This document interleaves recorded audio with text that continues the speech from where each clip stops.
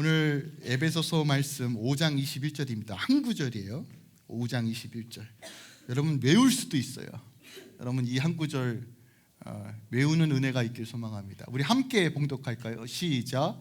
그리스도를 경외함으로 피차 복종하라. 구절 자체가 좀 예사롭지 않죠? 한 번만 더 선포할까요?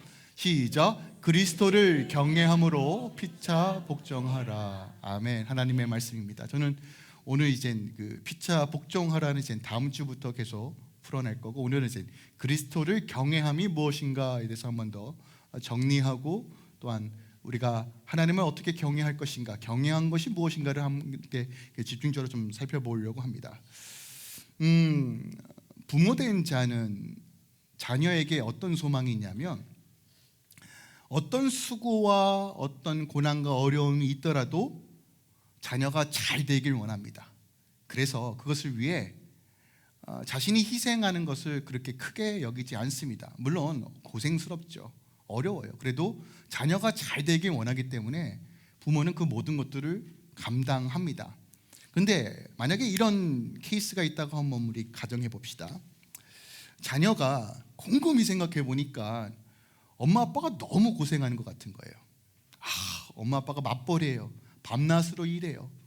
열심히 돈을 버는데 집안 살리는 나아지는 것 같지 않은데 자신에게 쓰는 돈이 너무 많은 거예요. 사립학교 다녀서 또 학비도 비싸고 학원도 다니고, 제가 오죽도 먹으니까 식비 너무 많이 나가고, 그러니까 전체 생활비에서 자신에게 들어가는 돈이 너무 많은 거예요. 그래서 이 아들이 결심을 합니다.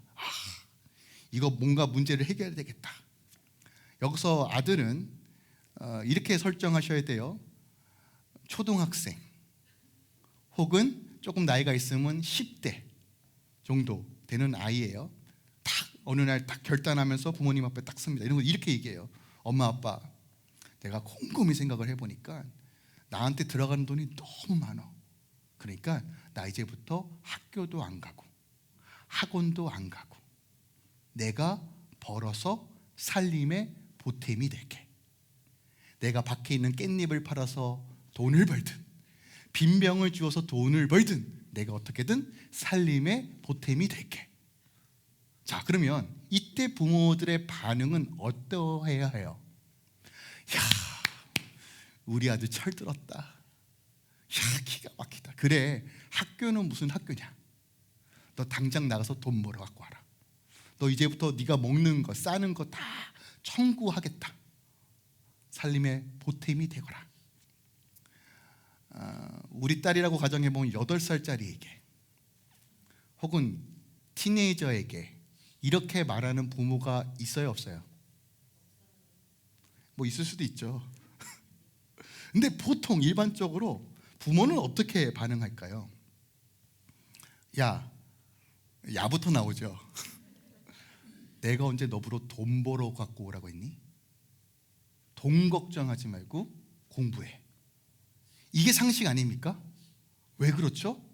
부모님이 돈이 필요 없나요? 돈 필요합니다. 하지만 지금 자녀에게 가장 좋은 것을 주려고 하는 것이 부모 마음 아니에요? 그죠? 그러니까 그거 모든 수고를 감당하고서라도 너는 그런 생각하지 말고 공부해라 라고 말하는 것이 부모잖아요. 부모가 자녀에게 바라는 것이 무엇인지 명확하죠. 뭐 방법은 다를 수 있어요. 각 부모마다. 하지만 본질은 하나잖아요. 자녀가 잘 성장하고 독립하여 자립하여 행복한 삶을 살기 위하여 부모는 그 기본적인 것을 제공하고 그것에 대한 모든 희생을 감내하는 겁니다. 물론 우리가 무엇이 잘 사는 거야, 어떻게 자녀를 잘 교육해야 되는 거야 라고 하는 것은 방식은 다 다를 수 있어요. 그 때로는 실수할 수도 있습니다. 하지만 우리가 예수를 믿는다라면 어떤 전제가 따라옵니까? 그래도 우리 자녀가 예수 잘 믿고 하나님께서 주시는 그 복을 누리며 사는 거잖아요. 세상에 치우치는 것이 아니라 그래도 믿음을 지키고 하나님의 자녀로서 살아가는 거, 이것이 자녀에게 소망하는 꿈 아닙니까? 자녀뿐만이 아니라 우리가 소망하는 꿈 아닙니까? 그런데 여러분, 오늘 이 자녀와 부모의 대화 같은 일들이 여전히 하나님과 우리 사이에 일어나고 있어요. 우리가 바라는 소망들, 기대하는 것과 하나님이 그의 백성에게 기대하고 소망하는 것들에 대해서 엄청난 갭이 여전히 존재한다는 것이에요. 하나님은 말씀하세요. 하나님의 뜻이 무엇인지, 그의 자녀를 향한 하나님의 마음, 부모된 자로서 아버지가 그의 자녀에게 너 이렇게 하는 것이 잘 되는 거야, 너 이렇게 하는 것이 행복한 거야 라고 명확하게 성경을 통해서 우리에게 계시하시고 말씀하시는데, 우리는 여전히 다르게 해석해요. 내가 아버지에게 보탬이 되기 위해서 돈을 벌어야 되는구나 라는 식으로 하나님의 뜻을 자의적으로 해석하고 그렇게 반응한다는 것이에요. 여러분, 하나님과 우리 사이만 그런가요? 사람과 사람 사이도 똑같잖아요. 오늘날 이렇게 불통의 시대에 살고 있는 시대가 없는 것 같아요. 가정 안에서도 부부와 자녀와 부모와 또 직장과 사업터에서 서로 자기 이야기만 합니다. 서로의 말을 들으려고 하지 않아요. 그리고 자신의 감정과 자신의 이념으로 모든 것들을 해석합니다. 우리가 보통 이제 인간관계에서 아무리 이야기해도 내 이야기를 제대로 듣지 않는, 경청하지 않는 상대를 보통 우리는 어떻게 반응하죠? 아유, 됐다, 저 인간 안 보고 말지 라고 하면 참 쉬워요. 근데 놀라운 사실은 여러분, 여전히 하나님은 말씀하시고 우리는 제대로 듣지 않거든요. 근데 하나님은 포기하지 않아요. 여러분, 그 은혜가 지금 우리 안에 있습니다. 하나님이 포기하지 않아요. 여러분, 예수가 이 땅에 오신 이유는 명확합니다. 말해도 듣지 않아서 오신 거예요. 말씀했는데 안 들으니까 직접 오신 거란 말이에요. 그래서 말씀이 육신이 되어 오셨다라고 표현하는 거예요. 보여주시는 거, 이게 하나님 마음이야. 근데 당시 이스라엘 백성들, 유대인들, 바리새인들 어떻게 해석했어요? 다 양분화해서 해라, 하지마, 여전히 잘못 해석하고 있어요. 그들이 열심히 없었나요? 하나님을 알려고 하지 않았나요? 아니요, 열심히 할수록 하나님의 뜻과 멀어지는 일들이 벌어졌어요. 그런 일들이 여전히 지금도 일어나고 있습니다. 하나님은 말씀하시는데 우리는 듣지 않아요. 하나님은 주고 싶어 하시는데 우리는 받지 못해요. 자식의 착각은 부모를 고통스럽게 합니다. 하나님의 뜻이 명확하게 예수 그리스도를 통해서 제시되었는데, 이것이 하나님의 의지요 결단이요 사랑이 있는데 우리는 그것을 분명하게 알지 못해요.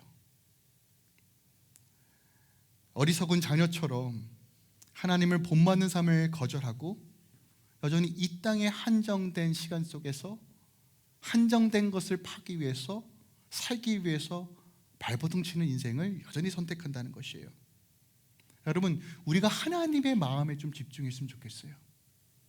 하나님께서 우리에게 주신 이 말씀은 단순하게 명령과 명령하지 않고의 개념이 아니에요. 하나님 우리를 살리시길 원하시고 회복하길 원하시고 또 하나님께서 예비해 주신 그 복을 누리며 하나님 나라를 걸어가길 원하세요. 제가 지난주에 시간을 구원하라라는 제목으로 말씀을 살폈습니다. 세월을 아끼라, 때가 악하다라고 말합니다. 세월을 아낀다는 건 시간을 구원하라예요. 우리가 어디로부터 시간을 구원받았습니까? 한정된 이 땅의 시간, 끝으로 죽음으로 마무리되는 그 시간 속에서 우리 영원한 시간을 소유된 자들이에요. 이미 하나님 나라가 임하였고 완성된 하나님의 나라를 향해 걸어가야 돼요. 그런데 여전히 세상은 악합니다. 그래서 우리가 믿음을 지켜야 돼요. 하나님을 본받는 삶을 살아야 돼요.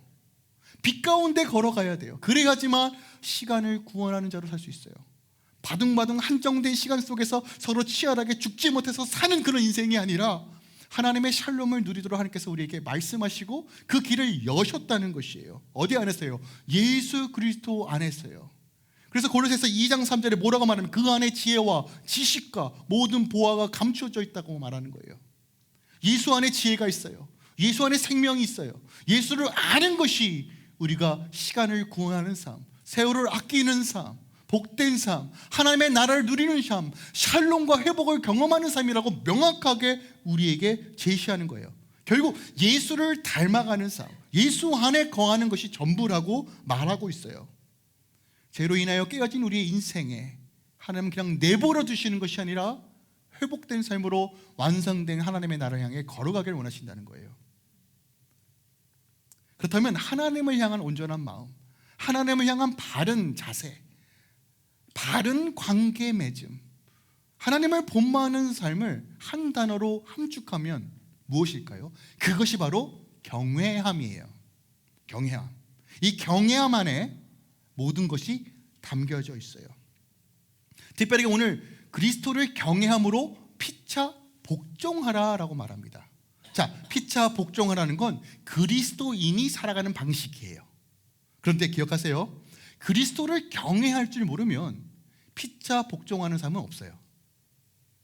무슨 얘기냐면 하나님은 내 삶 가운데 서로 깨어진 관계가 온전해지고 하나님의 그 기쁨과 충만함을 누리기 원하세요. 어디서요?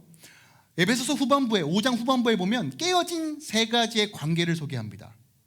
다음 주부터 살펴볼 부부 간의 관계, 그 다음에 부모와 자녀의 관계, 그리고 6장에 종과 상전의 관계.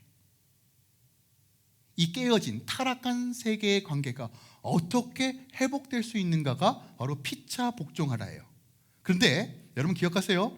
하나님을 경외하는 법을 모르면 우리는 피차 복종 못해요. 그래서 제가 넘어갈까 하다가 여기서 잠깐 브레이크를 걸었어요. 하나님을 경외하는 것이 무엇일까? 우리 이미 익히 알고 있는 내용일 수도 있어요.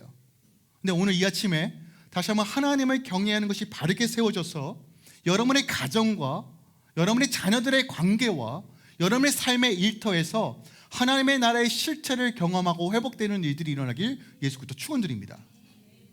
경외가 핵심이에요. 경외가요. 그러면 우리가 경외를 위해서 경외하는 것이 무엇인지를 훈련해야 되고, 또한 경외가 실체가 되는 방식들을 명확하게 알아야 돼요. 여러분 기억하세요. 하나님을 경외하는, 즉 하나님과 바른 관계 맺음이 이루어지면 나머지들은 자연스럽게 풀려요. 그 원리를 오늘 여러분들과 함께 나누기 원합니다. 자, 그렇다면 경외함이 무엇일까? 보통 이제 영어 버전에는 fear of God이라고 표현하기도 하고 fear the Lord, 하나님을 두려워하라, 하나님에 대한 두려움이라고 표현합니다. 두렵다, 무섭다라고도 우리가 이해할 수 있는데, 이것은 단순하게 두려운 감정을 넘어서 어떠한 자세와 어떠한 태도로 그 상대방을 대할 것인가에 대한 이야기예요. 그러니까 이 경외라는 이 단어는 어떤 대상, 즉 관계 안에서만 이해해야 되고 해석되어져야 하는 단어예요. 경외라는 이 단어는. 자, 성경은 이 fear the Lord, 이 경외라는 단어를 두 가지 관점에서 설명합니다. 하나는 친밀함의 관점에서 이 경외를 해석하고, 두 번째는 두려움의 관점에서 이 단어를 해석합니다. 자, 시편 25편 14절에 보면 이렇게 기록하고 있어요. 보세요. 여호와의 친밀하심이 그를 경외하는 자에게 있다. 자, 여호와의 친밀함이래요. 여러분, 친밀하다는 건 어떤 의미가 있어요? 힘의 논리로 친밀함이 이루어집니까? 야, 너 이리 와. 이제부터 너 내 수화해라. 응? 그러면 우리 친밀한 사이야 라고 말하는 사람이 있을까요? 힘 있는 사람이 있어요. 야, 우리 친구지? 돈 좀 내놔. 영화에서 많이 보던 거잖아요. 이건 친밀한 관계가 아니라 수종 관계란 말이에요. 근데 오늘 하나님께서 뭐라고 말씀하십니까? 하나님을 경외하는 자에게 친밀함이 있다라는 것이에요. 창조주가 피조물과 그 만왕의 왕 되신 하나님이 우주의 먼지만큼도 안 되는 우리와 뭐 하시겠다고 하는 거예요? 친밀하시겠다는 거예요. 여러분, 아브라함에게 하나님께서 너 내 친구야 라고 하셨어요. 이게 여러분 이 개념을 아셔야 돼요. 굳이 왜 하나님이? 네, 하나님께서 뭐라고요? 하나님을 경외하는 자에게 친밀하심을 보이시겠대요. 그리고 그의 언약을 그들에게 보이시겠대요. 약속을 보이시겠대요. 내가 당신이 무엇을 이루실지, 무엇을 하실지를 보여주시겠다고 말해요. 누구에게요? 경외하는 자에게요. 그러므로 이 친밀함은 자발적 선택, 자발적 복종, 자발적 사랑, 자율성이 보장되어야 돼요. 서로 사랑에 근거해야 돼요. 이게 친밀함이에요. 그런데 마태복음 10장 28절에는 또 이렇게 기록하고 있어요. 여러분, 몸은 죽어도 영혼은 능히 죽이지 못하는 자들을 두려워하지 말고 오직 몸과 영혼을 능히 지옥에 멸하실 수 있는 이를 두려워하라. 누가 몸과 영혼을 멸할 수 있어요? 하나님이요. 여러분의 인생과 생명이 누구에게 있다는 거예요? 하나님께. 오늘 멀쩡하게 살아도 내일 갈 수 있어요. 하나님 다 주관하시는 거예요. 여러분, 우리가 이게 이해가 안 되죠. 네, 여러분 기억하세요? 이해가 안 되니까 우리는 경외할 수밖에 없는 거예요.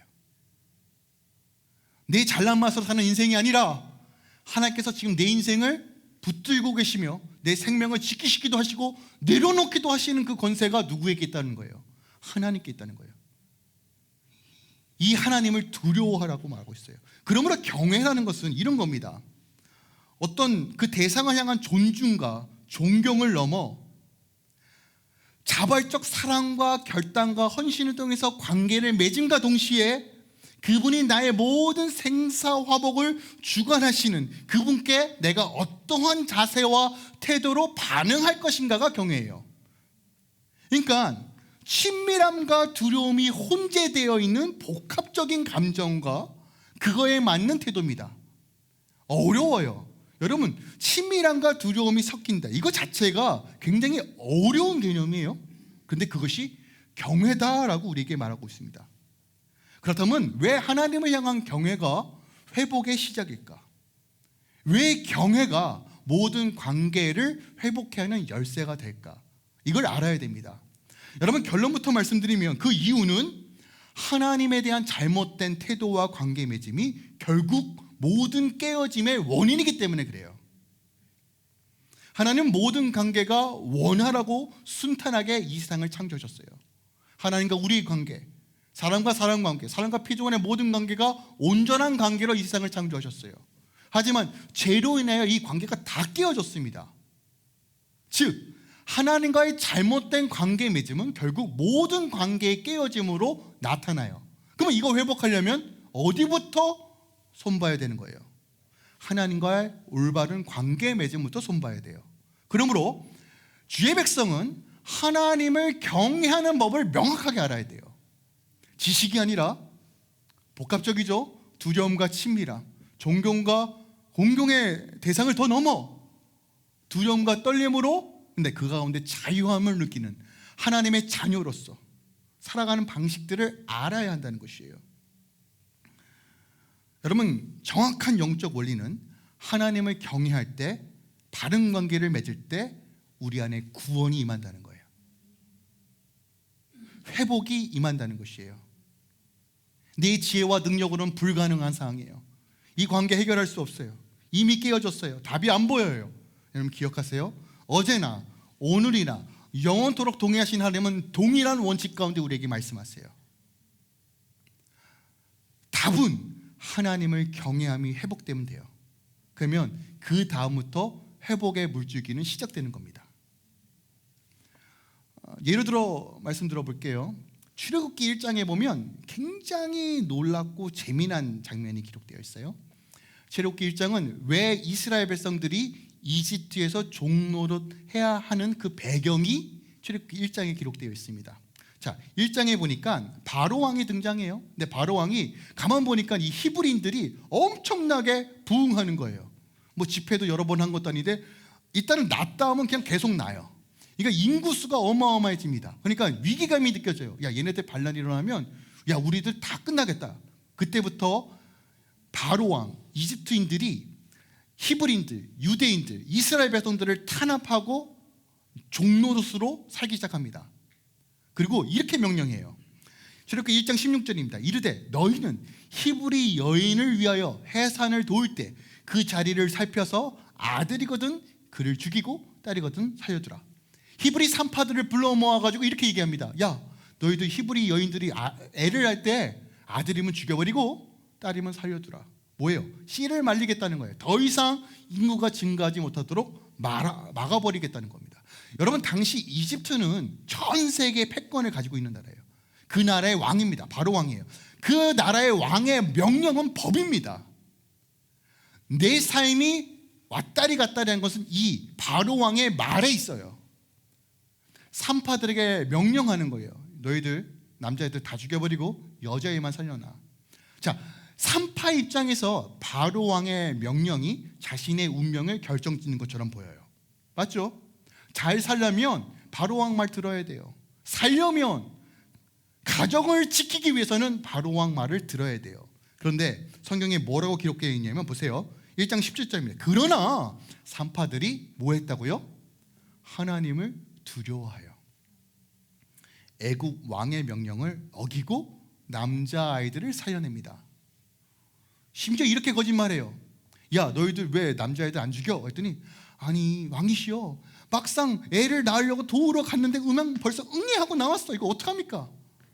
심지어 이렇게까지도 말해요. 산파들이 안 두려웠을까요? 두려웠어요. 근데 누굴 더 두려워한 겁니까? 하나님이요. 여러분, 그때 성경이 없었어요. 말과 말대로 우리 아브라함과 이삭과 야곱의 하나님, 이렇게 구전으로 말로만 전해줬어요. 아, 우리 하나님이 그런 하나님이래, 우리 여호와가 그런 하나님이래. 근데 그 듣기만 했는데 그런 믿음으로 산 거예요.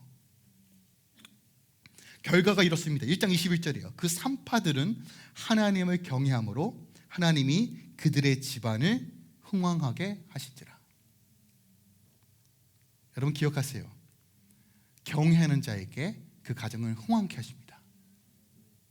과거에만 그랬다고요? 아니요. 그 하나님은 여전히 동일하신 하나님이에요. 이것이 하나님을 경외한 결과입니다. 그리고 모세가 태어나죠. 모세를 통해서 이스라엘 백성들이 출애굽합니다. 430년 동안 종살이 했던, 이게 하나님의 경륜과 역사예요. 누굴 통해서 일하시는 거예요? 하나님을 경외하는 자들 통해서 역사하시는 거예요. 여러분, 열왕기상 18장에도 비슷한 말씀이 나와요. 우리가 2024년 시작했을 때 비를 내린다, 재단의 회복이다, 엘리야와 450명의 바알 선지자의 그 전투가 담겨져 있는 부분을 살펴봤어요. 근데 이 18장 전반부에 이런 기록이 있습니다. 보세요.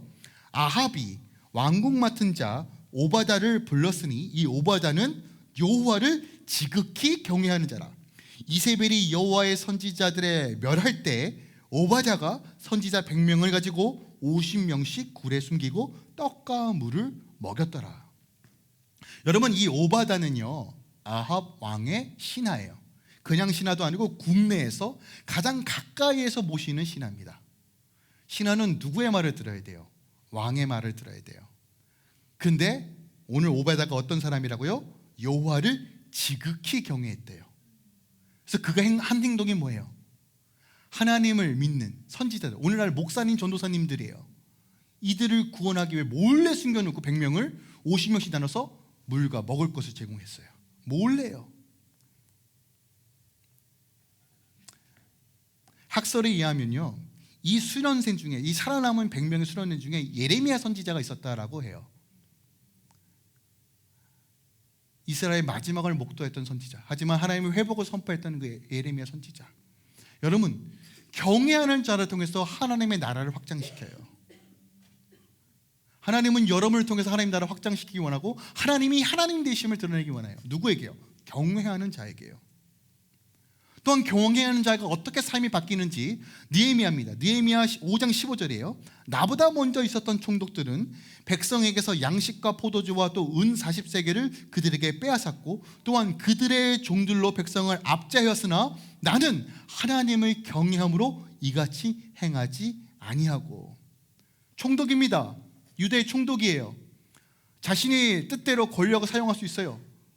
막 돈을 뺏을 수 있었어요. 자기 마음대로 이것저것 다 할 수 있었어요. 그런데 오늘 뭐라고 고백합니까? 나는 하나님의 경외함으로 남의 것을 빼앗지 않았다는 거예요. 신기하죠? 누가 가르쳐주지도 않았는데 하나님을 경외했더니 어떻게 삶의 방식이 바뀝니까? 남을 귀하게 여기는 것으로, 남의 것을 뺏지 않는 형태로 삶이 바뀌기 시작해요. 사도행전 10장에 보면 고넬료가 나옵니다. 이방인이에요. 로마인이에요. 군대입니다. 자, 로마인의 이 고넬료의 고백을 한번 보세요. 사도행전 10장입니다. 가이사랴에 고넬료 하는 사람이 있으니 이달리아의 부대라 하는 군대의 백부장이라. 그가 경건하여 온 지방과 더불어 하나님을 경외하며 백성을 많이 구제하고 하나님께 항상 기도하더니. 여러분, 구제하는 일이 쉬워요? 지금도 구제하는 사람 별로 없는데 그 당시는요? 아니요, 구제가 그렇게 명예로운 일이 아닙니다. 당시 로마인들이 구제하는 이유는 그냥 이익이 되기 때문에, 인기 좀 얻어보려고 하는 어떤 쇼맨십이지 지속적으로 구제한다? 이건 불가능한 거예요. 로마인입니다. 백부장이에요. 권력과 힘이 있어요. 근데 그가 뭐 했다고요? 구제하며 하나님께 항상 기도했대요. 왜요? 그가 하나님을 경외했다라고 표현합니다. 이 사람에게 어떤 일이 벌어졌는지 아십니까? 사도행전 10장 후반부에 보면 베드로가 와요. 그리고 성령이 임합니다. 이방인에게 최초로요. 방언을 말하고 하나님의 크고 기괴한 일을 목도합니다. 여러분, 성령에 임하셨다는 것은 하나님 나라의 침노를 의미합니다. 하나님의 통치를 의미해요. 경외하는 자에게 하나님의 역사가 나타나는 것이에요. 누가복음 7장에 보면 여러분 백부장의 믿음이 나와요. 주님 말씀만 하소서 내 종이 낫겠나이다. 일단 백부장이 자신의 종을 귀하게 여기는 것 자체가 너무 이상하지 않아요?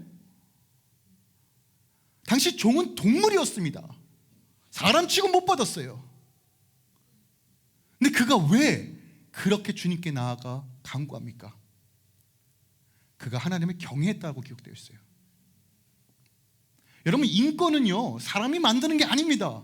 자유와 인권, 평등해야 된다. 여러분, 사람의 이념에서 나오는 것은 불평등입니다. 하나님을 경외할 때 인권이 회복되는 거예요. 하나님을 경외할 때 사람다워지는 것이에요. 하나님을 경외할 때 우리가 어떻게 살아야 되는지를 명확하게 알 수 있어요. 하나님을 경외할 때 상대방을 내 욕구를 채우는 도구, 저 사람 이용해서 내가 돈 좀 벌어야 되겠다, 내 성적 욕구를 채우는 그런 대상으로 보는 것이 아니라 하나님께서 존귀하게 보시고 나를 나로 보시는 그 하나님의 관점으로 보기 시작하는 거예요. 하나님을 경외할 때요. 그러므로 내 삶이 어그러져 깨져 있고 모든 관계가 회복이 되지 않는 본질적인 이유는 여러분 하나님과의 관계에 문제가 있다는 거예요.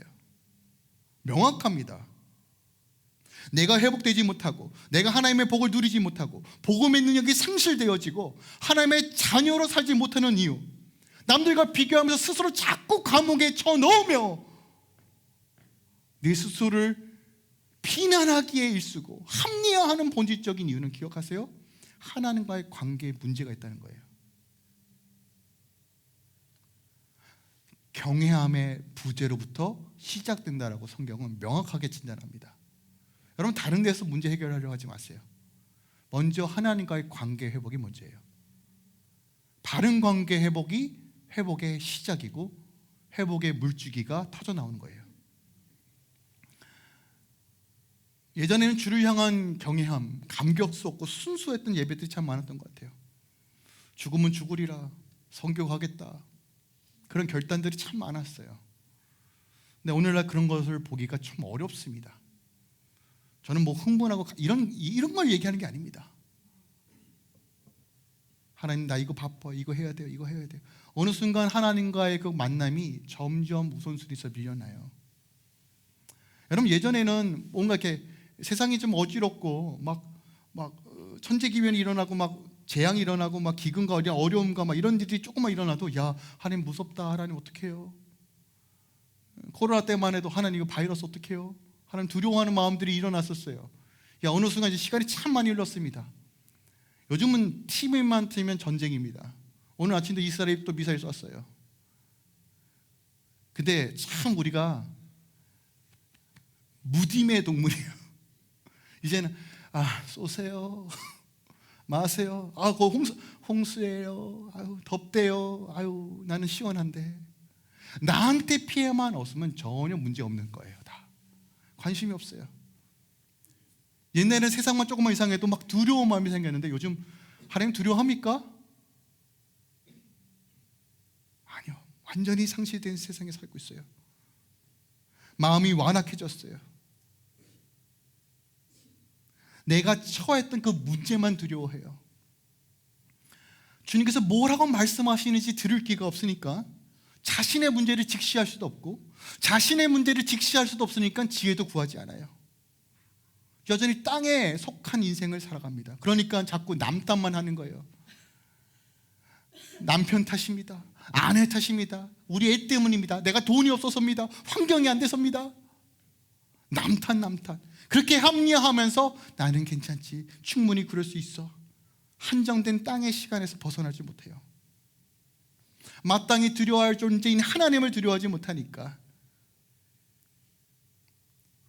세상을 두려워할 수밖에 없는 거예요. 제가 앞서 말씀드린 것처럼 자녀가 부모의 마음을 전혀 모르면 부모의 근심이 됩니다. 자신의 관점으로만 해석하고 자신이 원하는 것들만 바라는 이 시대 속에서 하나님은 명확하게 말해요. 그리스도를 경외함으로 나아가라. 이게 너희 삶의 어그러짐을 푸는 열쇠다라고 말하는 거예요. 그럼 내가 하나님을 경외하는가 경외하지 않는가를 어떻게 점검해요? 막 기도 막 충만하게 하면 경외한 겁니까? 제가 여러분들이 진짜 하나님을 경외하는지 경외하지 않는지를 점검할 수 있는 리트머스 종이 같은 걸 드릴게요. 뭐냐면 하나입니다. 여러분들이 하나님을 경외하는 삶을 살고 훈련되어지면 가장 먼저 바뀌는 것이 여러분의 시선입니다. 그 전에 원수 같은 사람이 긍휼과 치근하게 여기는 일들이 벌어집니다. 왜 그럴까요? 여러분, 우리가 지금 보이는 이 모든 것들은 빛이 있기 때문에 빛이 투명되어져서 반사되는 것을 통해서 우리가 이것을 보는 거예요. 맞죠? 여러분, 우리가 하나님을 경외할 때 하나님의 빛이 임하여 하나님께서 마치 반사판을 들어서 그 빛으로 세상을 보게 하십니다. 그러므로 내가 하나님의 경외함이 회복되어지면 하나님께서 하나님의 관점과 빛으로 서로를 보게 하세요. 근데 여러분 기억하세요. 세상의 빛은 빛날수록 어둠은 더 짙어져요. 그래서 여러분, 세상의 관점으로 상대방을 보기 시작하면 장점이 아니라 단점만 보여요. 처음에 서로 좋아서 결혼했잖아요. 근데 살아보니까 장점이 더 많이 보여요, 단점이 더 많이 보여요. 할렐루야.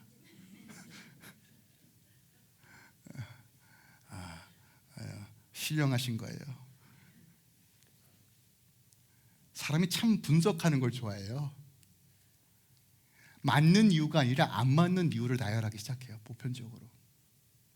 왜요? 여러분, 세상의 빛으로 보기 시작하면요, 어둠은 더 짙어져요. 근데 우리 하나님의 빛은 그림자가 없으세요. 그래서 여러분, 하나님을 경외함으로 나아갈 때 하나님이 빛을 비춰주셔서 서로가 하나님의 빛으로 보게끔 하시는 거예요. 그래서 시선이 바뀌어요. 시선이 바뀐다는 건 기준이 바뀐다는 거예요. 상대방을 이용하여 내 수준에 맞춰서, 보통도 이러잖아요. 처음에 결혼하는 신혼부부들에게 야, 먼저 기선제압 해야 돼. 무슨 기선제압 합니까? 그러다 당해요. 기선제압은 주님께 맡기는 거예요. 우리가 짱돌을 굴리면 굴릴수록 더 매여있는 삶을 사는 거예요. 왜요? 우리는 불완전하기 때문에. 불완전한 사람이 자꾸 완전함을 기대하면요, 더 깨지는 겁니다. 그러므로 부부관계의 회복은 하나님을 경외함에서부터 시작돼야 돼요. 제가 결혼을 앞둔 청년들에게 늘 강조하면서 지속적으로 말하는 것들이 있어요. 뭐냐면 서로만 바라보고 서로만 의지하고 서로만 사랑하면 반드시 문제가 터진다. 그리고 그 터진 문제는 너희들 스스로가 절대로 봉합할 수 없다. 시작부터 하나님을 통해서 서로를 보도록 그것을 훈련하라라고 꼭 말해요. 평생 해야 되는 거예요. 평생. 참 힘들어요. 해보시면 알겠지만 그거 정말 힘들어요. 그래도 중요한 건 방향성이에요. 여러분, 시선이 바뀌면 모든 관계의 맺음이 회복되기 시작해요. 원수가 용서와 긍휼, 나도 은혜 받았는데, 그 은혜의 관점으로 보기 시작하는 거예요. 신명기 말씀 보면 하나님께서 우리에게 요청하시는 거 명확합니다. 신명기 10장 12절이에요. 보세요. 이스라엘아, 내 하나님 여호와께서 내게 요구하신 것이 무엇이냐? 곧 내 하나님 여호와를 경외하며 그의 모든 도를 행하고 그를 사랑하며 마음을 다하고 뜻을 다하여 내 하나님 여호와를 섬겨라 해요. 주문이 참 많죠. 여러분, 이거 다 하나입니다. 하나님을 경외하는 것이 모든 도를 행하는 것이고, 하나님을 경외하는 것이 하나님을 사랑하는 것이고, 하나님을 경외하는 것이 마음을 다하고 뜻을 다해 하나님을 섬기는 것이에요. 다른 이야기하는 것이 아니라 하나님께서 우리에게 요청하신 것은 명확합니다. 하나님을 하나님으로 섬겨라. 친밀함과 두려움으로 하나님께 나아가라는 거예요. 근데 하나님께서 이거 왜 요청하실까요? 그 다음 구절입니다. 보세요. 13절이에요. 내가 오늘 내 행복을 위하여. 하나님께서 우리에게 경외를 요청하신 이유가 뭐라고요? 우리의 행복을 위해서예요. 물론 우리가 하나님을 경외하면 하나님을 높여죠. 하나님을 찬양하죠. 하나님의 하나님 되심이 드러나죠. 그런데 하나님께서 뭐라고 말씀하시는 거예요? 내 행복을 위하여예요. 내가 명하는 여호와의 명령과 규례를 지킬 것이 아니냐. 하늘과 모든 하늘과 땅의 그 위의 만물을 본래 내 하나님 여호와께 속한 것이로, 여호와께서 오직 내 조상들을 기뻐하시고 그들을 사랑하사 그들의 후손인 너희를 만민 중에 택하셨으니 오늘과 같으리라. 따라서 너희는 마음에 할례를 행하고 다시는 목을 곧게 하지 말라. 자, 경외를 또 다른 말로 표현합니다. 뭐예요? 마음의 할례를 행하라. 여러분, 마음의 할례를 행하는 거 뭐예요? 육체의 할례가 아니라 마음의 할례를 행하라는 것은 회개예요. 돌이킴이에요. 울고 짜는 것이 회개가 아니라 말씀으로 다시 한번 나를 돌이키는 게 마음의 할례예요.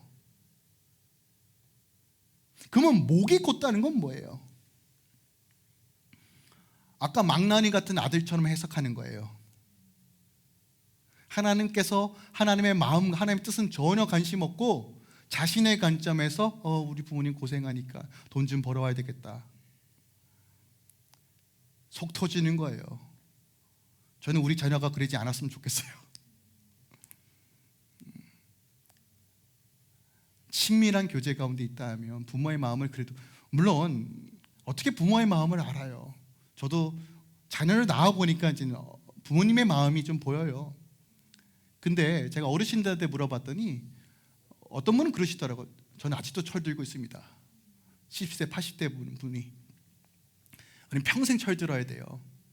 경험하고 맛보아야 됩니다. 어떻게 해요? 하나님께 더 가까이 나아가야 되죠. 하나님을 경외하는 건 다른 게 아닙니다. 계속 주의 얼굴을 구하는 것이에요. 계속 읽겠습니다. 신명기 10장 17절입니다. 너희 하나님 여호와는 신 가운데 신이며 주 가운데 주시며 크고 능하시며 두려우신 하나님이라. 사람을 외모로 보지 아니하시며 뇌물을 받지 아니하시고. 두려운 하나님에 대해서 명확하게 말합니다. 내가 섬길 하나님이 대체 어떤 하나님인지를 명확하게 성경을 설명해요. 고아와 가부를 위하여 정의를 행하시며 나그네를 사랑하여 그에게 떡과 옷을 주시나니. 하나님을 경외하는 자, 하나님을 두려워하는 자에게 어떤 형태로 나타난다고요? 고아와 과부를 위하여 정의를 행하시며 나그네를 사랑하며 그에게 떡과 옷을 주시나니. 너희는 나그네를 사랑하라. 전에는 너희도 애굽 땅에서 나그네 되었습니다. 관점과 시선이 바뀌는 거예요. 바뀔 수밖에 없어요. 하나님을 경외하는 자는요. 내 하나님 여호와를 경외하여 그를 섬기며 그에게 의지하고 그의 이름으로 맹세하라. 그는 내 찬송이시요 내 하나님이시라. 내 눈으로 본 이같이 크고 두려운 일을 너를 위하여 행하셨느니라. 여러분 기억하세요. 하나님을 두려워하는 자, 하나님을 경외하는 자에게 하나님의 크고 놀라운 일을 목도하는 거예요. 바른 관계 맺음은 친밀한 두려움으로 나아가는 거예요. 제가 신앙생활 해보니까 하나님을 향해 막대하고 그냥 하나님 다 좋아요 하는 것보다 정말 하나님을 두려워하는 사람이 오히려 건강하더라고요. 물론 친밀함과 두려움이 함께 가야 돼요, 이상적으로. 근데 이게 우리 잘 안 되잖아요. 그래서 오히려 하나님을 두려워하는 마음을 가지고 있는 사람이 그래도 건강하더라고요. 하나님 눈치 좀 보세요, 여러분. 아버지 눈치 너무 안 봐요. 근데 하나님께서 우리에게 요청하신 게 뭐라고요? 우리 행복을 위해서래요. 그게 아버지 마음이에요. 아버지는 그 자녀들이 잘 되길 원하세요. 여러분 그거 절대 잊지 마세요. 그거 자꾸 잊어버리면, 이거 자꾸 깨지면 우리는 자꾸 우리 스스로 하나님을 해석해요. 바울은 하나님을 경외하는 사람이 이렇게 표현합니다. 따라서 너희 나의 사랑하는 자들아, 너희는 항상 복종하여 내 있을 때 아니라 더욱 지금 나 없을 때도 두렵고 떨림으로 너희 구원을 이루라. 이건 행위 구원론을 얘기하는 거 아닙니다. 성화의 관점에서 해석해야 돼요. 주님을 닮아가는 삶, 두렵고 떨림으로 구원을 이루라예요. 어떤 의미입니까? 하나님을 경외함으로 나아가라는 거예요. 그러므로 이 경외는 훈련되어져야 하는 거예요. 날마다 우리가 주의 처소로 지음받는 것처럼 경외는 훈련되어져야 돼요. 주님 앞에 엎드리는 것을 훈련해야 됩니다.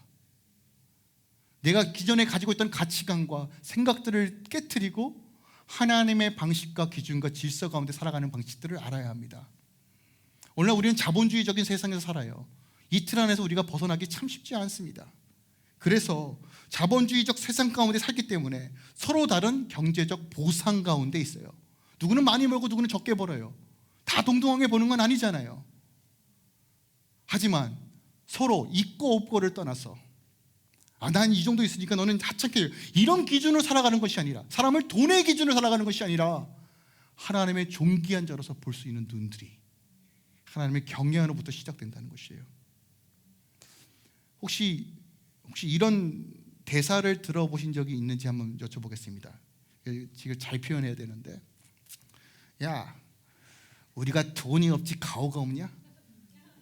여러분, 이거 베테랑에 나온 영화, 뭐 베테랑뿐만 아니라 많은 영화에서, 드라마에서 내가 돈이 없지 가오가 없냐? 여러분, 이게 죄송해요, 가오라는 일본 말인데 이게 얼굴이에요. 얼굴. 내가 돈이 없지 얼굴이 없냐? 이게 무슨 말이에요? 돈이 없을지라도 내 자존심, 명예, 내 신념, 내 믿음, 내 품격, 이게 더 중요하다는 거예요. 저는 그리스도인이 경외함이 이와 같다라고 봅니다. 우리가 뭐 없지, 믿음이 없냐? 주를 향한 마음이 없느냐? 이것의 다른 버전이 저는 다니엘서 1장에 다니엘의 고백이에요. 다니엘이 뜻을 정하여. 저는 돈이 없지 가오가 없냐가 뜻을 정하여 왕의 음식을 먹지 않았다.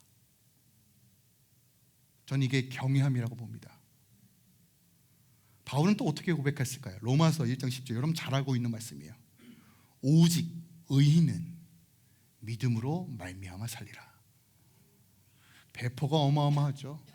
다 없어도 돼. 의인은 믿음으로 사는 거야. 하나님을 경외함이 전부야. 하나님을 바라봄이 전부야. 저는 이 교회 가운데 이 영성이 회복되길 소망합니다. 눈에 보이는 것 때문에 내 삶이 두렵고 쪼들리고 비교하고 낙심하고 좌절하는 삶이 아니라 하나님을 경외함으로 회복이 이루어지는 그 생명의 물줄기가 터져 나오는 교회이길 소망합니다. 다시 경외함으로 돌이키십시다. 하나님을 하나님으로 섬깁시다. 주께서 그리하셨듯이 우리도 주님 앞에 온전하게 관계 맺음으로 나아갑시다. 여러분, 성경은요, 하나님과 온전한 관계 맺을 때 어떠한 복을 주시는지도 설명해요. 우리 함께 좀 읽길 원합니다. 사무엘하 23장 3절부터 5절까지예요. 사무엘하 23장 3절부터 5절입니다. 함께 읽을까요? 시작. 이스라엘의 하나님이 말씀하시며 이스라엘의 반석이 내게 이르시기를, 사람은 공의로 다스리는 자, 하나님을 경외함으로 다스리는 자여, 그는 돋은 해의 아침빛 같고 구름 없는 아침 같고 비 내린 후에 광선으로 땅에서 움이 돋는 새풀 같으리라 하시더라. 내 집이 하나님 앞에 이같이 아니하냐? 하나님이 나와 더불어 영원한 언약을 세우사 만사에 구비하고 견고하게 하셨으니 나의 모든 구원과 나의 모든 소원을 어찌 이루지 아니하시랴. 조금 어렵죠? 이걸 쉬운 버전으로 잠언서 22장 4절입니다. 자, 함께 읽을까요? 시작. 겸손과 여호와를 경외함의 보상은 재물과 영광과 생명이라. 귀에 쏙 들어오죠? 쏙 들어와요. 우리 다 좋아하는 말이잖아요. 재물, 영광, 생명. 여러분, 다른 데서 찾지 마세요. 하나님의 언약의 말씀입니다. 경외함이 핵심입니다. 하나님을 하나님으로 예배하는 것. 그래서 여러분, 예배가 너무 중요한 거예요. 기도하는 게 너무 중요한 거예요. 하나님께 바른 자세 가는 게 너무 중요한 거예요. 우리 이거 회복해야 돼요. 시대가 그렇다고요? 문화가 그렇다고요? 아니요, 택도 없어요. 하나님을 하나님으로 섬깁시다. 그것이 모든 회복의 시작입니다. 마음의 할례함으로, 회개함으로 주님께 돌이킵시다. 특별하게 이번 한 주에 여러분의 믿음의 배우자들, 또한 자녀들 또 성도들의 삶 가운데 세속적인 기준들이 다 깨어지고 하나님의 창조의 질서들이 회복되어져서 여러분 삶 가운데 하나님께서 예비해 주신 그 복을 누리며 이번 한 주 풍성하게 거하는 삶 사시길 예수 그리스도로 축원드립니다.